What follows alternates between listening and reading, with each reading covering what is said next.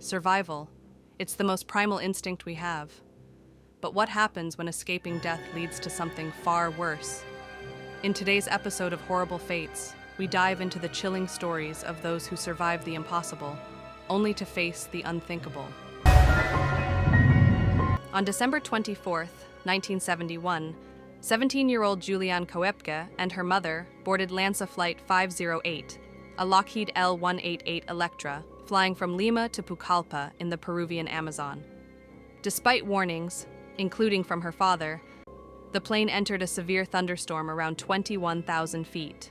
After about 20 minutes, a lightning strike struck the wing, rupturing fuel tanks and triggering explosive structural failure. Passengers reported violent turbulence, overhead luggage crashing down, and roaring engines. Juliane later remembered holding her mother's hand until a final flash. Her mother whispered, "That is the end," and the cabin went silent. She plummeted strapped to her seat bench, twisted upside down, through 2 miles of atmosphere. The seat, caught by thunderstorm updrafts and tangled in canopy branches, likely slowed her descent enough to survive. Juliane awoke the next morning, soaked and disoriented, beside her aircraft seat amid dense forest canopy. Though miraculously alive, her injuries were severe. Concussion, fractured collarbone, torn knee ligament, deep leg cuts, a swollen eye. She felt the bone-cold presence of a toddler-thin daylight pressing through jungle noise. Her first thoughts were of survivor's guilt and locating her mother, but the thick forest and her blurry vision made even crawling feel like madness. Juliane recalled, "I lay there for the rest of the day and a whole night, until the next morning." Relying on survival instincts learned at Panguana, where her zoologist parents taught her the jungle's hidden rules, she found a creek and began her trek downstream. She even used her remaining sandal to probe for camouflaged snakes. Her only food was a packet of sweets recovered from the wreckage. She drifted midstream to avoid piranhas and other hidden dangers. Nights were freezing, days blistering, rain relentless, described by her. "Ice-cold drops pelt me. I feel utterly abandoned." On day 4, she stumbled on 3 passenger seats buried in mud, containing bodies. Using a stick, she confirmed none was her mother. Infections worsened. Flies laid maggots in her arm wound. After around 9 days, she found a tiny riverside hut with a battered canoe and a liter of petrol. Recalling her father's remedy, she poured petrol over the wound and pulled out about 35 maggots. An act both agonizing and triumphant. The next morning, her patience was rewarded. She heard voices. 3 local lumberjacks cautiously approached, stunned at the sight of a gaunt, dirt-covered girl with tangled blonde hair emerging from the jungle shadows. Juliane later said, "They thought I was a kind of water goddess." Still weak but composed, she spoke to them in Spanish. "I'm a girl from the LANSA crash. My name is Juliane." Moved by her calm clarity and incredible survival, the men tended to her injuries, gave her food, and transported her by canoe for nearly 7 hours to a nearby logging camp.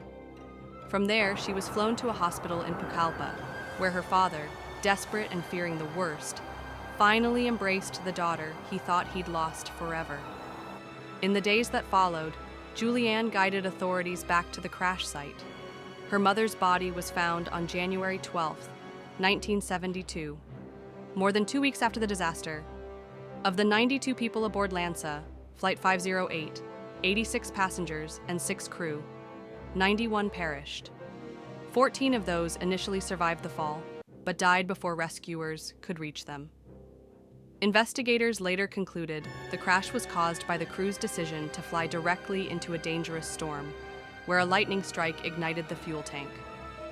Juliane, the sole survivor, returned to Germany later that year, pursued a degree in biology, and went on to earn a PhD in mammalogy, with a specialization in bats. She eventually became the director of Panguana, her family's Amazon research station, in the early 2000s.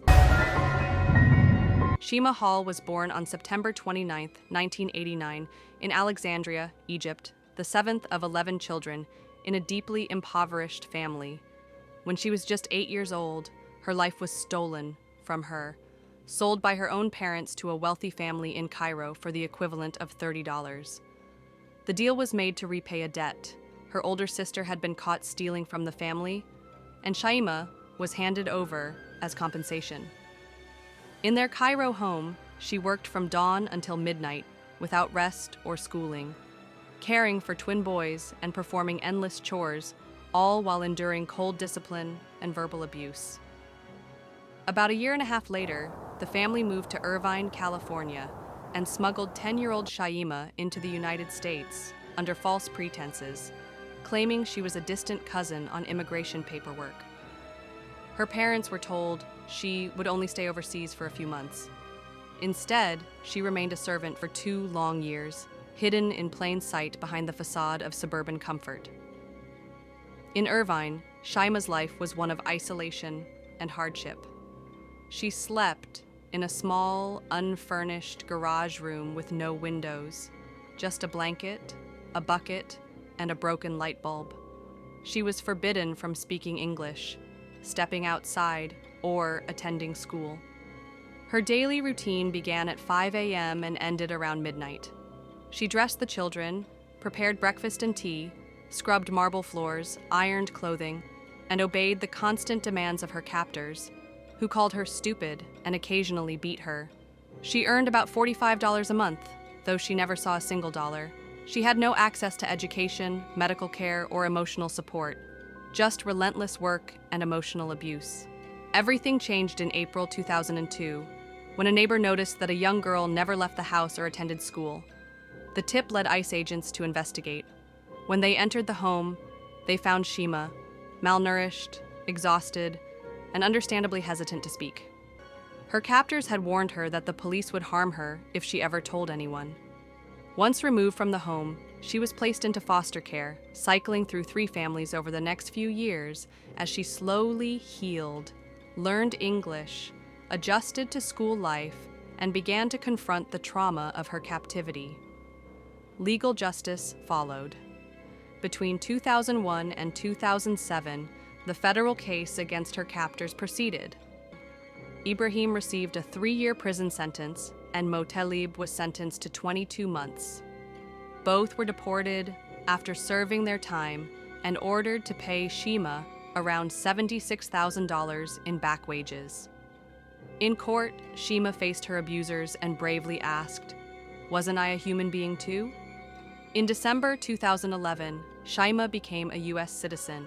She settled in Riverside County, California, earned her high school diploma, and began working retail while exploring careers in law enforcement and anti-trafficking work. In 2014, she co-authored Hidden Girl, the true story of a modern-day child slave, with Lisa Wysocki, sharing her journey from enslavement to empowerment